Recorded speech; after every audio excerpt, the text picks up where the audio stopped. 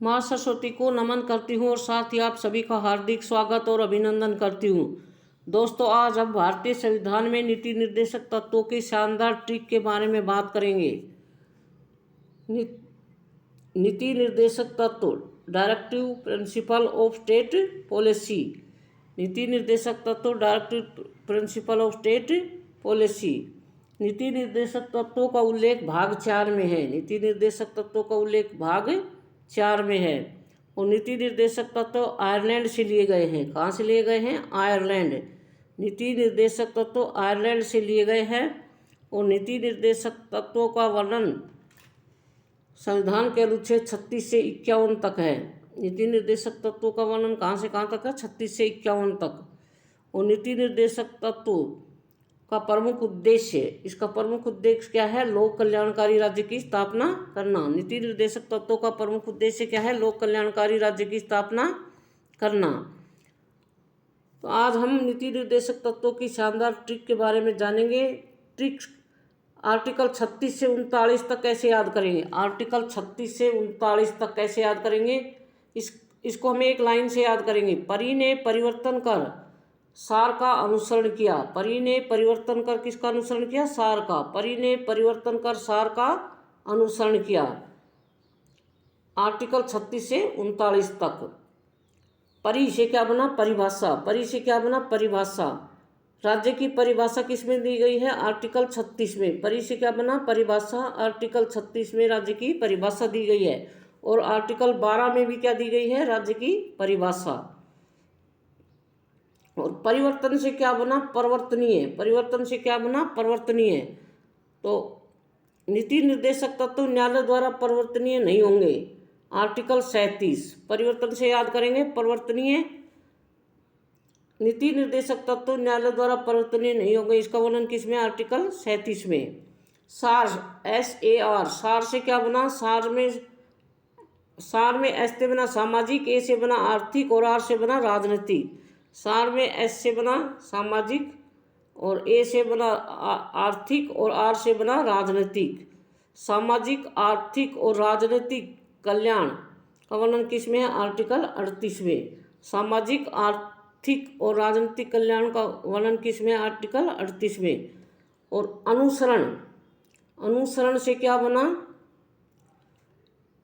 अनुसरण से बना अनुसरणीय। अनुसरण से क्या बना? अनुसरणीय। तो राज्य द्वारा अनुसरणीय कुछ नीति तत्व। आर्टिकल 39। राज्य द्वारा अनुसरणीय कुछ नीति तत्वों का वर्णन किस में है? आर्टिकल 39 में। तो परी ने परिवर्तन कर सार का अनुसरण किया। इसको हम कैसे याद करेंगे? परी से परिभाषा, राज्य की परिभाषा। आर्टिकल 36। परिवर्तन से बना परिवर्तनीय। नीति निर्देशक तत्व न्यायालय द्वारा परिवर्तनीय नहीं होंगे। आर्टिकल 37। सार में एस से बना सामाजिक, ए से बना आर्थिक, आर से बना राजनीतिक। सामाजिक, आर्थिक और राजनीतिक कल्याण। आर्टिकल 38। और अनुसरण से बना अनुसरणीय। राज्य द्वारा अनुसरणीय कुछ नीति तत्व। आर्टिकल 39।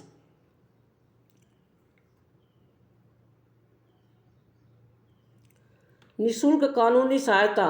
निःशुल्क कानूनी सहायता का वर्णन किसमें है? Article 39A। निःशुल्क कानूनी सहायता का वर्णन आर्टिकल 39A। इसको वैसे ही याद करेंगे। और ग्राम पंचायतों का गठन। आर्टिकल 40। ग्राम पंचायतों का गठन। Article 40 most important. ग्राम पंचायतों का गठन आर्टिकल 40 में है। और लाठी, 41 अनुच्छेद 41 को हम किससे याद करेंगे? लाठी। तो 41 में एक किसकी तरह दिखता है? लाठी की तरह। अनुच्छेद 41 में एक किसकी तरह दिखता है? लाठी की तरह। तो लाठी क्या होती है? लाठी सिद्धि होती है। और एक भी क्या है? लाठी की तरह दिखता है। तो और लाठी हम किस में यूज करते हैं? बुढ़ापा में। लाठी हम किस में यूज करते हैं? बुढ़ापा में। लाठी का यूज किस में करते हैं? बुढ़ापा में। तो लाठी से क्या बना? बेकारी, बीमारी एवं बुढ़ापा में सहायता। आर्टिकल 41। बेकारी, बीमारी एवं बुढ़ापा में सहायता। आर्टिकल 41। हम दो हमारे दो। हम दो हमारे दो। आर्टिकल 42 को कैसे याद करेंगे? हम दो, यानी हम दो और हमारे दो, दो दो चार। तो आर्टिकल 42 हम दो हमारे दो तो हम दो हमारे दो में प्रसूति सहायता का उल्लेख आर्टिकल 42, अनुच्छेद 42, प्रसूति सहायता का उल्लेख आर्टिकल 42। हम दो हमारे दो प्रसूति सहायता का उल्लेख आर्टिकल 42 में। और औजार आर्टिकल 43 और आर्टिकल 43A को किससे याद करेंगे? औजार से।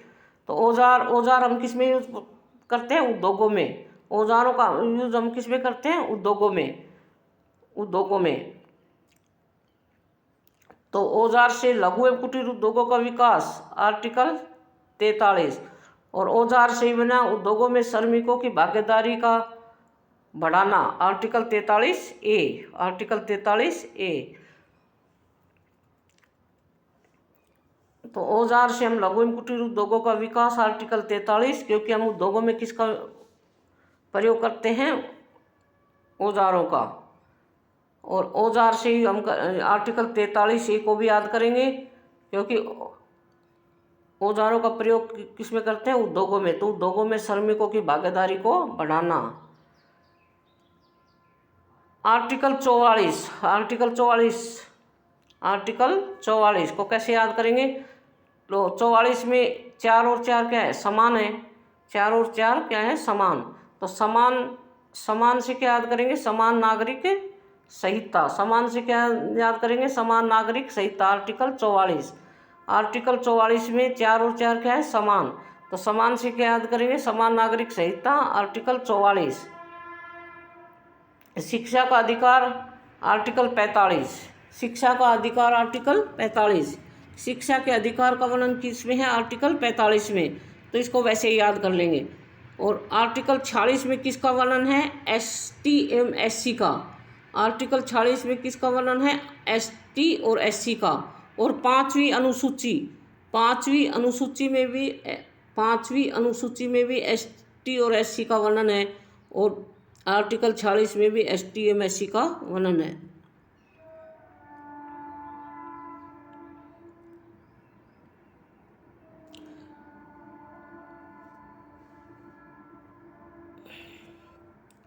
अब अनुच्छेद 47 से 51 तक को फिर एक लाइन से याद करेंगे। अनुच्छेद 47 से 51 तक को एक लाइन से याद करेंगे। ट्रिक्स क्या है? अनुच्छेद 47 से 51 तक को याद करने की ट्रिक्स क्या है? पी क्यूब ने राष्ट्रीय स्मारक और न्याय को विदेश में बनाया। पी क्यूब ने राष्ट्रीय स्मारक और न्याय को विदेश में बनाया। अनुच्छेद 47 से 51 तक को कैसे याद करेंगे? पी क्यूब ने राष्ट्रीय स्मारक और न्याय को विदेश में बनाया।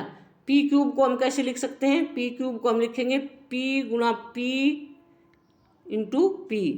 P और P 3 बार पी क्यूब। तो ट्रिक्स क्या होगी? P3 ने राष्ट्रीय स्मारक और न्याय को विदेश में बनाया। तो आर्टिकल 47 से 51 तक याद करने की ट्रिक क्या है? P3 ने राष्ट्रीय स्मारक और न्याय को विदेश में बनाया। पी क्यूब ने। तो पहले P से क्या बना? पहले P से बना पोषण। पहले P से क्या बना? पोषण एवं जीवन स्तर आर्टिकल 47। पोषण एवं जीवन स्तर आर्टिकल 47। पोषण एवं जीवन स्तर आर्टिकल 47। और दूसरे P से क्या बना? पशुपालन। कृषि एवं पशुपालन का वर्णन किस में है? आर्टिकल 48। कृषि एवं पशुपालन का वर्णन किस में है? आर्टिकल 48। दूसरे P से क्या बना? पशुपालन। P से पशुपालन। कृषि एवं पशुपालन का वर्णन किस में? आर्टिकल 48। अब तीसरे P से पर्यावरण। P से क्या बना? पर्यावरण संरक्षण तथा संवर्धन का विकास आर्टिकल 48A। पर्यावरण संरक्षण एवं संवर्धन का विकास किस में है? आर्टिकल 48A में। और राष्ट्रीय स्मारक से क्या बना? राष्ट्रीय स्मारकों की रक्षा का प्रावधान आर्टिकल 49। आर्टिकल 49 राष्ट्रीय स्मारकों की रक्षा का प्रावधान आर्टिकल 49 में। न्याय से क्या बना? न्याय से बना न्यायपालिका। यानी न्यायपालिका को कार्यपालिका से पृथक करना। आर्टिकल 50। न्यायपालिका को कार्यपालिका से पृथक किसमें का वर्णन किसमें है? आर्टिकल 50 में, 50 में। विदेश में बनाया, विदेश से क्या बनेगा? विदेश से बना विदेश नीति। विदेश से क्या बना? विदेश नीति। तो अंतर्राष्ट्रीय शांति व सुरक्षा के सिद्धांत या भारतीय विदेश नीति के सिद्धांत। अंतर्राष्ट्रीय शांति व सुरक्षा के सिद्धांत या भारतीय विदेश नीति के सिद्धांत किसमें है? अनुच्छेद 51 में। ट्रिक्स क्या है? पी क्यूब ने राष्ट्रीय स्मारक और न्याय को विदेश में बनाया। पी क्यूब ने राष्ट्रीय स्मारक और न्याय को विदेश में बनाया। तो पी क्यूब को हम कैसे लिखेंगे? पी गुणा पी। तो पहले पी से क्या बना? पहले पी से बना पोषण। पहले पी से क्या बना? पोषण और पोषण एवं जीवन स्तर आर्टिकल 47। पोषण एवं जीवन स्तर आर्टिकल 47। और दूसरे पी से क्या बना? पशुपालन, कृषि एवं पशुपालन आर्टिकल 48। कृषि एवं पशुपालन का वर्णन किसमें? आर्टिकल 48। और तीसरे पी यानी पी से पर्यावरण, तो पर्यावरण संरक्षण तथा संवर्धन का विकास आर्टिकल 48 है। तो पहले हम पी से पोषण और पी से पशुपालन और पी से पर्यावरण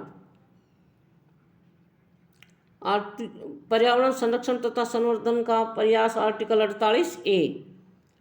और राष्ट्रीय स्मारक से क्या बना? राष्ट्रीय स्मारकों की रक्षा का प्रावधान आर्टिकल 49। और न्याय से क्या बना? न्यायपालिका को कार्यपालिका से पृथक्करण आर्टिकल 50। न्यायपालिका का कार्यपालिका से पृथक किसमें है? आर्टिकल 50। और विदेश से क्या बना? विदेश से बना विदेश नीति। और विदेश नीति किसको कहते हैं? अंतर्राष्ट्रीय शांति व सुरक्षा के सिद्धांत या भारतीय विदेश नीति के सिद्धांत आर्टिकल 51। दोस्तों, हमारे वीडियो को लाइक, शेयर और सब्सक्राइब करें। जय हिंद, जय भारत।